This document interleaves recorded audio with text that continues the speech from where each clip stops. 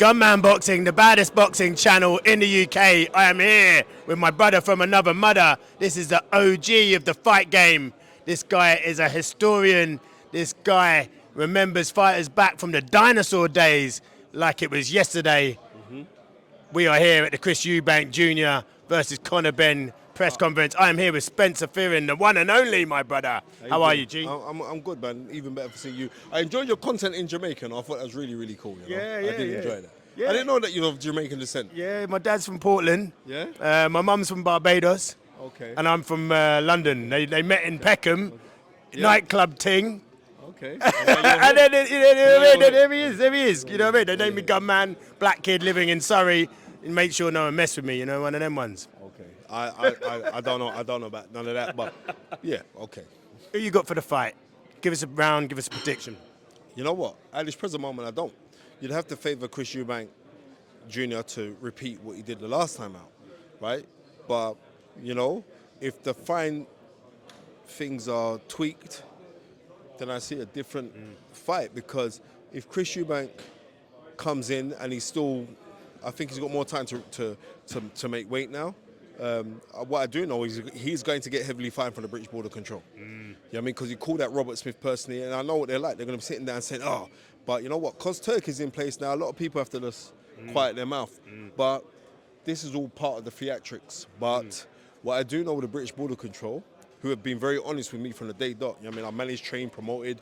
I've just got out my trainer's license. So the board have been cool with me, but what I am saying is, like, it's personal experiences. His experience hasn't been the best as far as he's concerned. So he's allowed to have his opinion. But you're airing it, and sometimes you've got to be smart.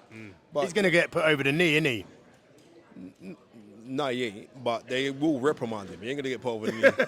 I don't know about them funny business, bro. Right? But I'm saying, like, but it is what it is. You know what I mean? Yeah, it is what it is. Listen, I really don't like the rehydration clause. When you see Crawford take on Canelo, no rehydration clause, I don't like it. That is a different human being. Terence Crawford ain't these, man. Terence Crawford's a different human being. Where Terence Crawford, if you've ever been around Terence, he is about it. It's not no joke, gunman. He's about it. You know what I mean? He's that guy, innit? So he won't care about that. He said, right, I'm on Listen, you're a boxing purist. It wasn't good watching Eubank Jr. looking like Skeletor the day before. You know, the brother was moving like RoboCop in the ring, like literally, like.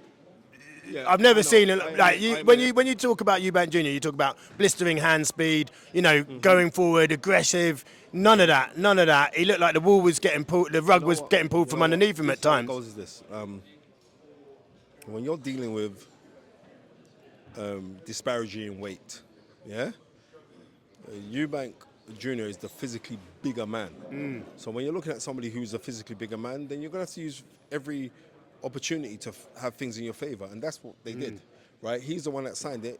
He was financially rewarded heavily for that. He was, yeah. Right? But he was financially reprimanded heavily for it, for missing the weight. And hopefully he can make the weight properly this time, and then we'll see the fight that we're going to see. But his words in that press conference, to quote his exact words, they did everything to try to destroy me. And every time he got hit by Conor Benn, he looked like he was coming out the Weatherspoons at closing time. Like legs were gone at times, wasn't he? Just from short shots. You know what? You're absolutely right, but what I'm saying is this now, he's got longer time to adjust to coming down into weight, and we'll see what we're going to see from Chris Eubank Jr.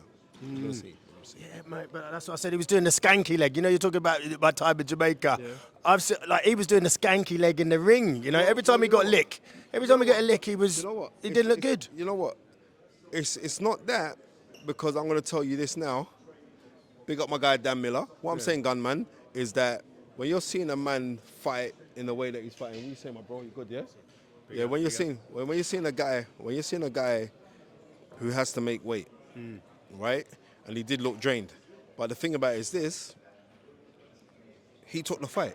So after that, right. But what I do know, he wasn't 100% going into that fight the first time. I'm telling you this. I know what was happening behind the scenes. I'm not talking at people's business, but he wasn't 100%. This time, there's no excuse. You're going to be 100%, then you're meant to see a blistering performance from him. But what I do know is, like, I know what Conor Benn is going to bring in this fight. Tactically, I know what he's going to do. So was it a bit of father time in that performance from Chris Eubank Jr.? I mean, and obviously the weight cut took its toll. We could see that. We could see that he was getting, he was looking like a palm tree in a hurricane season in the Caribbean at times, with his swaying around every time he got hit. Was it a bit of father time in that performance? No, I don't believe it was father time. And if it was, you're fighting on waterway. I don't want to hear none of that shit. You know what I mean? That's the God's honest truth. So when you say about father time, no. The adjective in this fight is a good big un's meant to be a good little un. In the Canelo Crawford fight, you know what I mean? The good big un was actually the good little un. Simply because God was in control of that fight there. Do you get what I'm trying to say to you? It was Crawford's special, and Crawford paid homage, not verbally, but physically, to all of the old-time greats, to all of the Murderers Rows guys, the Holman Williams, you know what I mean, the Charlie Burleys, you know what I mean, the Lauter guys. He paid Kid Chocolate, Ezra Charles. Even though Ezra Charles went on to become heavyweight champion of the world, Ezra Charles' best work was when he was a light heavyweight. He never got a shot. So he paid homage to all of those guys. So when I saw that, I'm saying, listen, man. The Mount Rushmore of boxing, yeah? All of the fighters look like me and you. Do you understand? Yeah. And I'm not bringing it to a racial thing, but I'm saying they were my heroes because the Murderers Row, those guys in the Murderers Row were so good they had to fight each other because nobody else wanted to mix with them because they were that good. So when I'm seeing that, you know what I mean? And Eddie Brooker as well. Go check out these men. These men were serious man, but they never got no chance to go fight for the world titles. So when I see someone like Crawford now, who done things his way, who didn't coon it to coin it, he just went in there and said that. Boy, no, he never. You ain't seen him buck dance for no one. He done his thing. So those things make you feel proud. Those things make you feel like, and this is why, you know what I mean, hopefully, inshallah, God willing, he comes over for a lifetime achievement from the Legacy Award on December the 6th at the Meridian Grand Hotel. Brother, you are always looking sharper than a Stanley knife, man. I don't know who's doing that trim. But mate, listen, honestly, it is sharp. That is the freshest trim in the game, man. You know what I mean? You're looking good, look. Big up my pocket barber. squared, everything. Listen, I have to big up also while I'm here, Gunman Boxing, because you're South Londoner, right? So I'm telling you, see my barber, he's not a barber, he's a hair technician.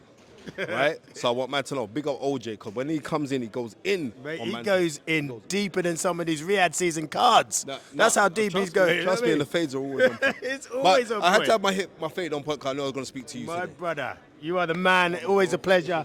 Never a chore. Keep on doing your thing, Bless man. up. Love my bro.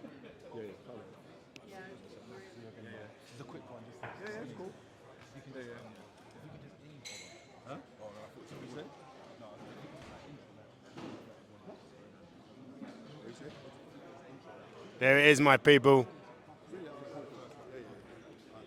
Eubank Jr., Conor Benn, hell of a press conference.